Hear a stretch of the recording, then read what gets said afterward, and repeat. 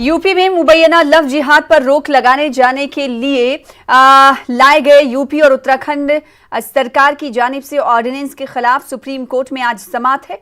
उत्तर प्रदेश और उत्तराखंड में बनाए गए कानून के खिलाफ अदालत में आज सुनवाई है। वाज़ेह रहे कि यूपी में बनाए गए कानून के खिलाफ सुप्रीम कोर्ट में कई दरखास्तें दाखिल की गई थी। अर्जी गुजारों का इल्जाम है कि नया कानून उनके बुनियादी हुकूक को पामाल करता है।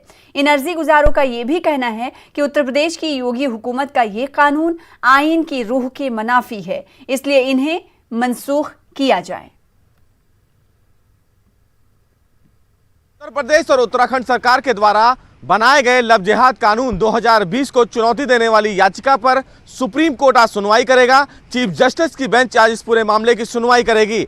इस कानून के तहत अगर कोई भी व्यक्ति किसी को डराकर, धमकाकर या फिर भटकाकर अगर उसका धर्म को परिवर्तित करता है तो उसे 5 साल की सजा का प्रावधान है। हालांकि इस पूरे मामले में कुछ एनजीओज और कुछ कार्यकर्ताओं ने देश की सबसे बड़ी अदालत में अर्जी दाखिल करके इस पूरे कानून का विरोध जताया है। हालांकि उन्होंने अपनी याचिका में यह भी मांग की है कि इस पूरे कानून को सुप्रीम कोर्ट रद्द करे। देखना बेहद अहम होगा कि आज जब सुप्रीम कोर्ट इस मामले की सुनवाई करेगा तो दोनों सरकार के द्वारा बनाए गए इस कानून को लेकर क्या कुछ अहम आदेश जारी करता है। कैमरामैन दीपक बिष्ट के साथ सुशील पांडे, न्यूज़ 18 दिल्ली।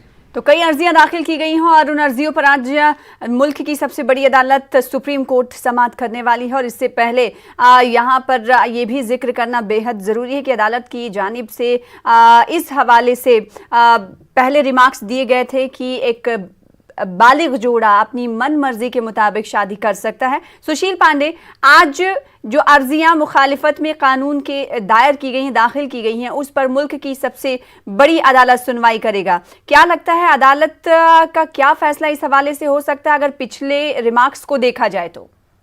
जी देखिए, इस पूरे मामले में जिस तरह सरकार, यूपी सरकार या फिर उत्तराखंड सरकार और हाल ही में मध्य प्रदेश सरकार ने इस प्रकार के कानून को इम्प्लीमेंट किया है, उस कानून को लेकर कुछ कार्यकर्ता या कुछ एनजीओ ऐसे हैं जिन्होंने कहा है कि ये जबरन किसी भी बालिग लड़के या फिर जोड़े पर इस कानून को थोपा जा रहा है। और अगर कोई भी व्यक्ति अपनी मर्जी से शादी करना चाहता है तो इस पूरे मामले में कहीं ना कहीं इस कानून का दुरुपयोग किया जा सकता है, क्योंकि इस कानून के हवाले से लड़का या फिर लड़की को कहीं ना कहीं बरगलाया जा सकता है या उनके ऊपर कार्रवाई की जा सकती है। लिहाजा इस कानून की स्पष्टता को लेकर अभी तक इस पूरे मामले में कोई भी महत्वपूर्ण कदम ना उठाया जाए, ये तमाम एनजीओज ने कहा है। लेकिन सबसे महत्वपूर्ण बात इस मामले में ये भी कहा है कि जबरन किसी भी बालिग जोड़ों पर कानून थोपना कानूनन गलत है। लिहाजा सुप्रीम कोर्ट इसकी समीक्षा करे और इस पूरे कानून को रद्द करे।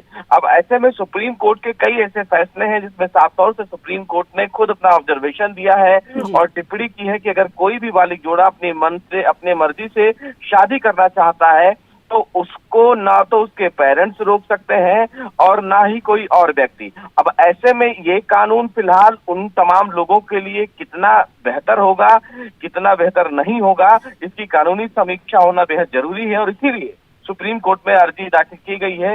लेकिन याचिकाकर्ता सुप्रीम कोर्ट को कितना संतुष्ट कर पाते हैं ये देखना बेहद अहम होगा, क्योंकि उत्तर प्रदेश सरकार और उत्तराखंड सरकार ने फिलहाल कानून ले आए हैं लेकिन तमाम लोगों को इस कानून से आपत्ति है।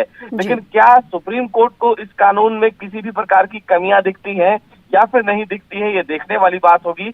थोड़ी देर में इस पूरे मामले पर सुप्रीम कोर्ट सुनवाई करेगा, उसके बाद देखना होगा कि तमाम जो याचिका करता है वो सुप्रीम कोर्ट में क्या दलील देते हैं और उत्तर प्रदेश सरकार और उत्तराखंड सरकार इस पूरे कानून को लेकर आने वाले दिनों में क्या कुछ अपना रिस्पॉन्स करती है। क्योंकि अगर आज इस पूरे मामले पर सुनवाई भी होगी तो सुप्रीम कोर्ट ज्यादा से ज्यादा नोटिस जारी करेगा, लेकिन जो अगली सुनवाई होगी वो सुनवाई बेहद अहम होगी। बिल्कुल, अब देखने वाली बात ये होगी कि एनजीओज और अर्जी गुजारों की जानिब से क्या कुछ दलीलें रखी जाती हैं और इन दलीलों को सुनकर मुल्क की सबसे बड़ी अदालत सुप्रीम कोर्ट आज सरकार यानी रियासती सरकारों को क्या कुछ कहता है नोटिस जारी करते हुए, कितने दिनों के अंदर जवाब दाखिल करने की बात कहता है, ये भी देखने वाली बात होगी। बेहद शुक्रिया सुशील पांडे, आगे आपसे जुड़ते रहेंगे और इस हवाले से तफसीलात लेते